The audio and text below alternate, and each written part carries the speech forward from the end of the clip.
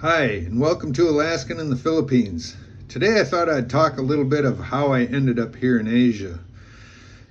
I guess you got to go back up to my life story, I guess. I don't know if you have time for it, but actually back into Alaska.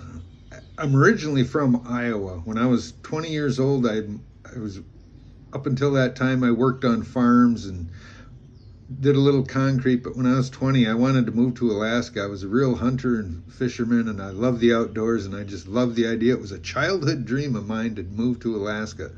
So at 20 years old, my friends were tired of hearing me talk about it. I moved to Alaska, and from there I stayed in Anchorage. I had a brother that lived there that got stationed in the Army, so he was there in Anchorage, and he kind of helped me out a lot for the first few months, and I stayed with him. But I soon got a job and got moved out into the bush in Alaska in a rural area. I went out to Bristol Bay at first, fishing red salmon out there and working at canneries. I did that.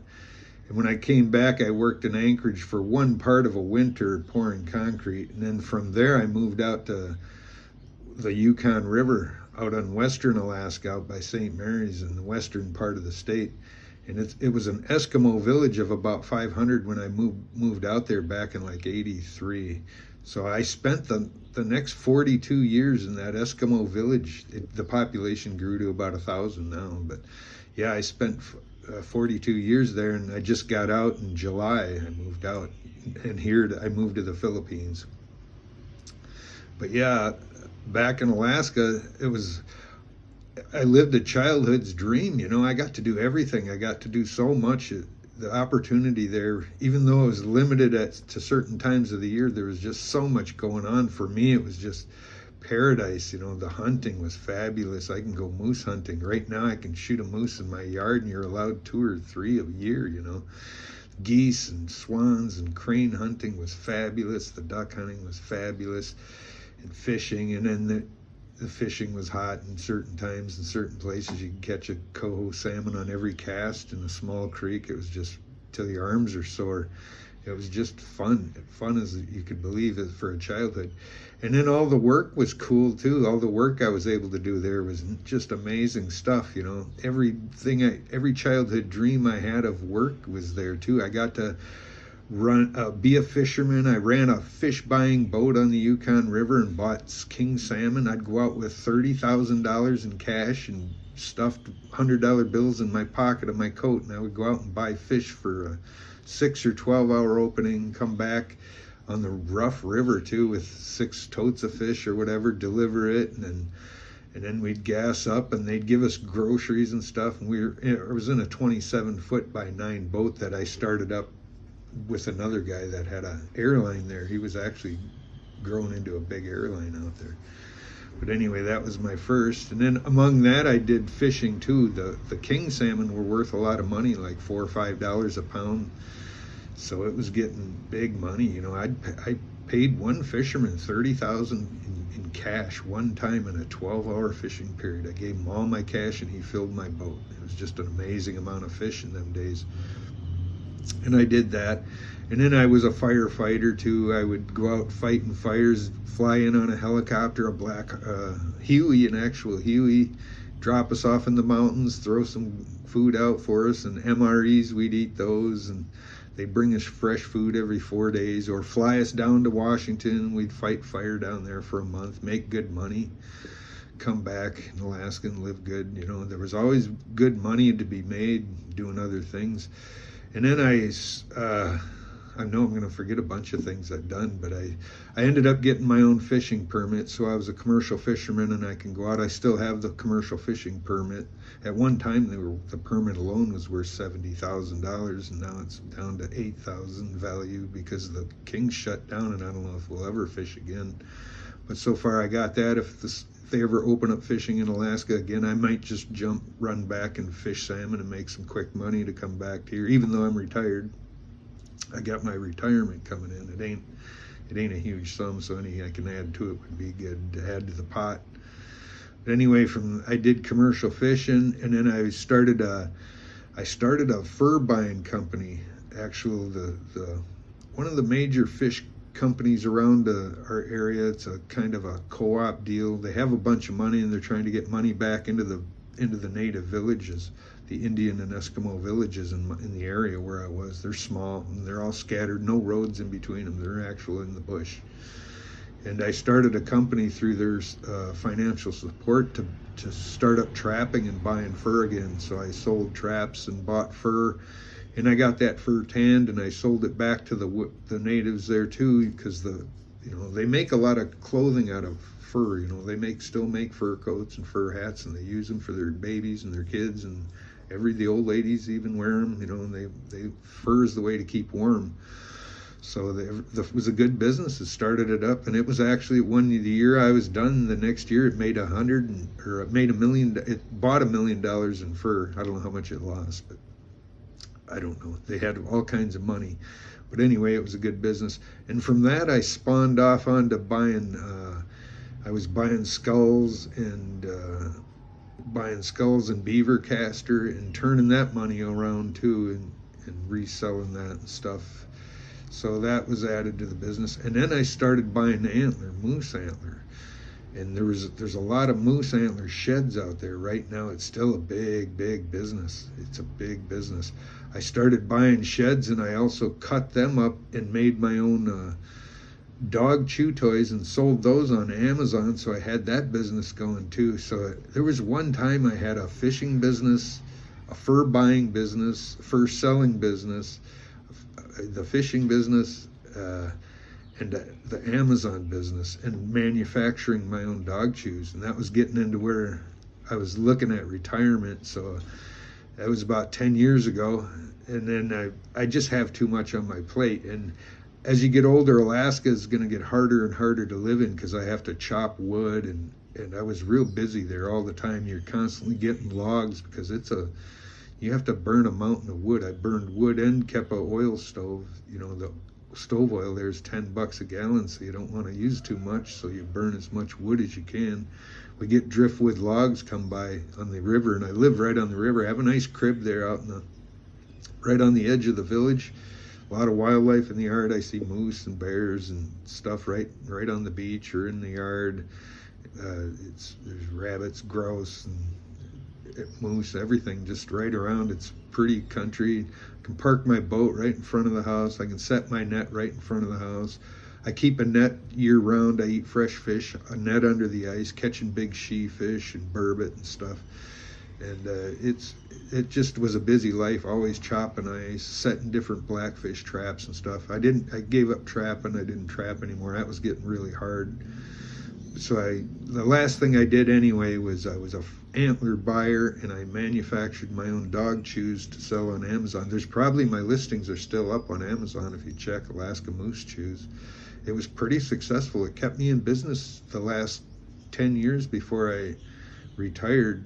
And in them 10 years, I would travel I started off going to Thailand first. I came here to Bangkok anyway. I'm not in Bangkok, but I went to Bangkok originally as my first expedition out of the country. I just had too much, and I knew I would get old someday, and I had to retire somewhere where it was easier to live. That shoveling snow and chopping ice and chopping wood every day was going to be really hard in Alaska as I aged. I'm right now, so at that time I was 50, 52 maybe.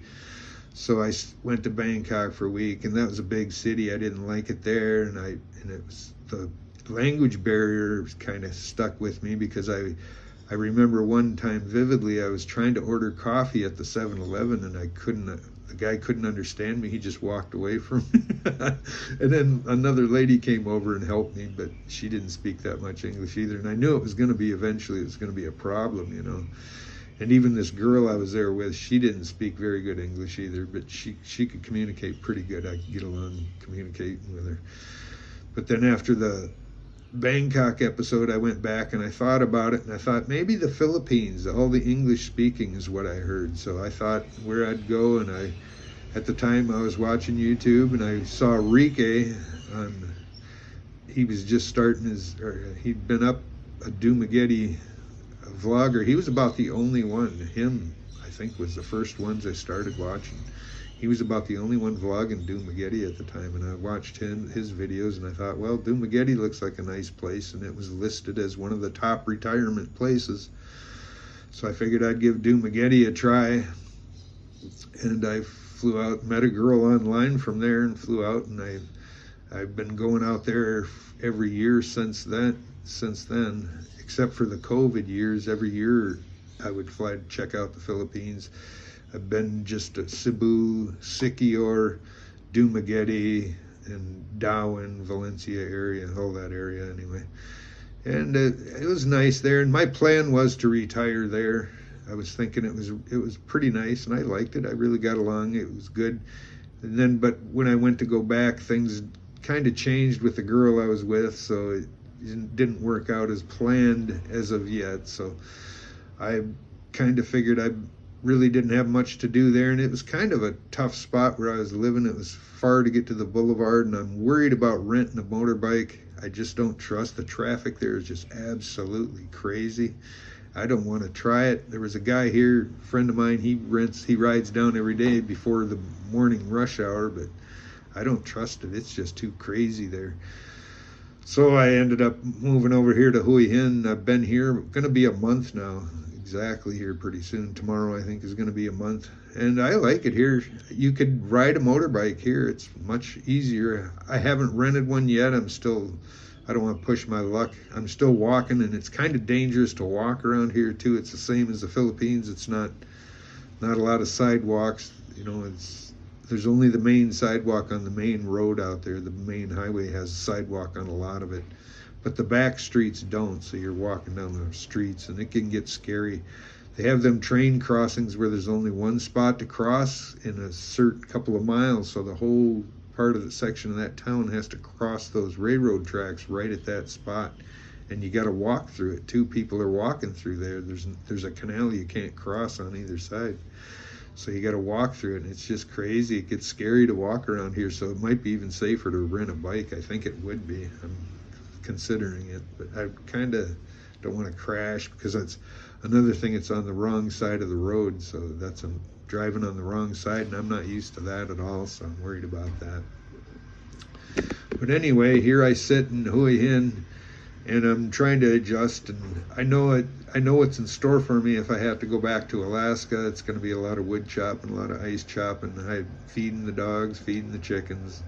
Right now, my daughter, I have an older daughter, and her boyfriend are there, and they're enjoying life out there. It's a nice, peaceful life out on the edge of the village right there. You can stay out of all the drama of the village and still go to town and stuff, so it's a pretty nice deal. Everything's right there if you need it. Wood shows up right in front of the house every spring when the ice comes down, so it can be a good life. It really is a good, wholesome place to be. I'm glad to see my daughters there trying it there instead of in the city or something. It's a cool life, and I'm traded that off for my life here. I just left everything there for her, my trucks and I have a truck and four-wheelers and snow machines and stuff, nets and buoys and boats and anchors and everything. The whole house and everything is dogs, chickens. I had quail, I had bees. It was kind of a cool lifestyle. I really like it. Nothing wrong with it. I could go back to it tomorrow, and I'd be happy. But I thought I'd try a new change in life and check out Asia. And so far, I'm loving it. And it's for me, it's just a slow thing. I'm going to slowly work my way into things and slowly just exploring. There's so much to see and absorb and figure out here, especially when you're alone if you ain't got no one to show you around. So I'm just kind of just still exploring the neighborhood, basically. In the next few, I go a mile or two, and that's it. So then there's so much more to this Hue Hin than where I'm at. And I'm going to see it, slow travel it, and see the whole city. It's actually a pretty big, vibrant city. You think, I read it's only 50,000 people, but it's a big, vibrant city. When I drive through it, there's a lot of people. It's like a miniature Bangkok, sort of. The traffic's great, though. The traffic flows smoothly. They have traffic lights, and there's concrete meridian in between the two 3-lane highways. It's like a 3 or 4-lane highway going each direction along the main road of the beach. So it's pretty well organized traffic. Everybody goes accordingly. They stop at stop signs. It's not the crazy traffic like in Dumaguete anyway, or the Philippines. So that's something, that's a real plus that I'm happy with here. So anyway, coming from Alaska, this is a big change for me. Life is easier. Life is going to be much easier for me here. And if I can make it work, I'm going to do it. I'm not ruling out the Philippines yet, too. I really like the Philippines, and living there is good and easy, too. I really like Darwin, going down there and snorkeling around and stuff. The swimming is good there. The beach is nice there. I can live there, too. But we'll see. I'm just kind of living things open. I'm trying one hand versus the other right now. Which one do I like better? And I'll determine that someday here. No hurry. I got nowhere else to be. I'm going to hang out. But anyway, that's my life backstory. This is getting a little long-winded. If you ever want to hear more about my Alaskan adventures, I'd be happy to yarn on some more about it. But also, if you want, you can check out, I have another YouTube channel. It's my Alaskan channel. It's Yukon Jeff, all small letters, one word. If you Google Yukon Jeff, small letters, one word, I'll pop up. You'll recognize me. And I go into hunting and fishing. It's all about living life in the bush, setting nets, smoking fish, moose meat, and all that. So if you're interested in that kind of stuff, there's some gore in there, so be aware. If you're don't want to squeamish, you don't want to see a dead moose or something, don't go there. But it was a popular channel. I put music to everything, old 70s, 80s music, 90s music to everything, and I edited it so a lot of it's edited halfway decent, so it ain't just me yakking into a phone like a talking head. So if you're interested in that, check that out. I actually have one video there. I think one of my commercial fishing videos got like 1.6 million views the last time I looked, so it does get some traffic. It's been about 10 years I haven't uploaded anything in a long time. The school kids, the school districts there use it to kind of show the children some of the activities that have passed on or have become no more, that people don't do as much anymore. So they kind of show them to train them into their Yupik ways and their Eskimo ways using my videos. That's kind of a big compliment to me. That's the reason I keep them there and leave them up. And that's kind of the reason I did them too, to showcase my past life and capture a part of my life. I'll live forever on YouTube, you know. Well, anyway, this is getting long and yarning on. Thanks again, and I appreciate your subscriptions. And if you want to see more of life in Hue Hin, Thailand with a backstory of Alaska, stay tuned. There's more.